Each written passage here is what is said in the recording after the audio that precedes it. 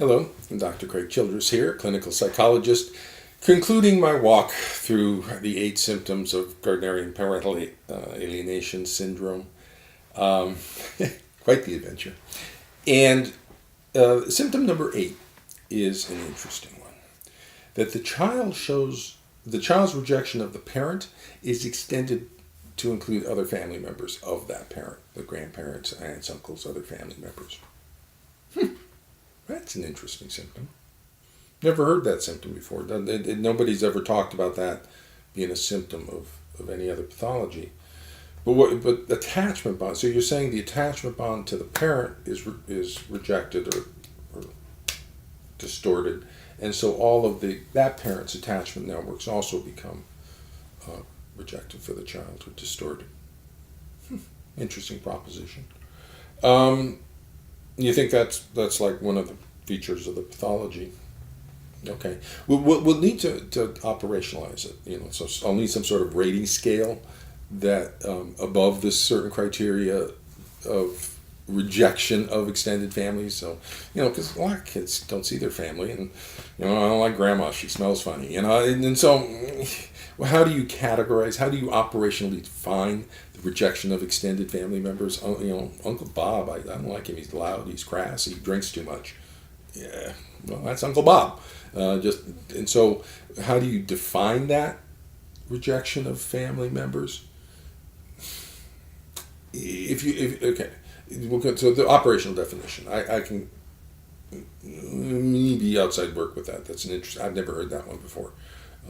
So we'll take a look. So essentially, we got now symptom 3, splitting, and this rejection of other family members. We might be able to rehabilitate. The other 6 are just phenomenally bad. Phenomenally bad. And the whole thing, if you don't set 4 of 8 or 5 of 8 or 3, if you don't set some sort of yes/no criteria for diagnosis, it's not a diagnosis. It's just kind of sitting there going, "Hey, isn't this interesting?" Some of the kids have black hair. And if black hair isn't there, it's not really a symptom. But if it is there, it is a symptom. And so it could be. So now we have 9 symptoms, including black hair, and maybe 5 of those symptoms. Why don't we add something else? Kids got freckles. Okay, so black hair, and symptom number 10 is freckles. If freckles are there, it's part of the pathology, and freckles aren't there. But one final thing before leaving. Okay, my first encounter with Gardnerian PAS. I'm just reeling, kind of, this is awful. No wonder everything is a mess. This is the worst thing I've ever seen. How long have you been using this? 30 years?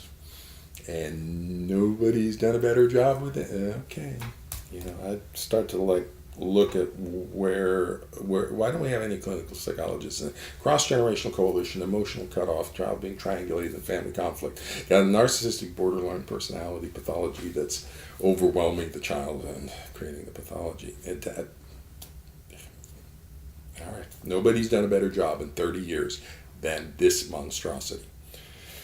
Before leaving, though, let me ask one last time, broad kind of based question. The research support for this 8-symptom diagnostic model is nothing.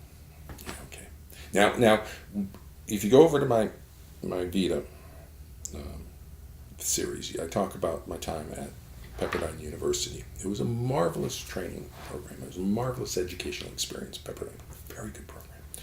And the behavior therapy course was taught by David Foy. And so they had a course in behavior therapy, a course in psychoanalytic, and then you could take tracks. I took the family systems, humanistic track. So, but the course in behavior therapy, that was good behavior therapy, and it was taught by David Foy. David Foy was one of the people who was instrumental in getting the PTSD diagnosis taken into the DSM diagnostics system after Vietnam. So he was one of the people in the trauma world who was working with that diagnosis and vets and getting that diagnosis accepted and all the research about that. And he would tell us stories. Okay, we're doctoral level students, and you tell us stories in class about getting PTSD into the diagnostic system and what they had to do that, all the research that they found. Oh man, it was tough. But you get this research, and how it started to develop and emerge, and how it moved into the trauma disorder kind of this trauma pathology and how they defined it and things. I also worked with Pinus at UCLA. He was part of the associated cloud, and that was the trauma disorder, PTSD zone of things.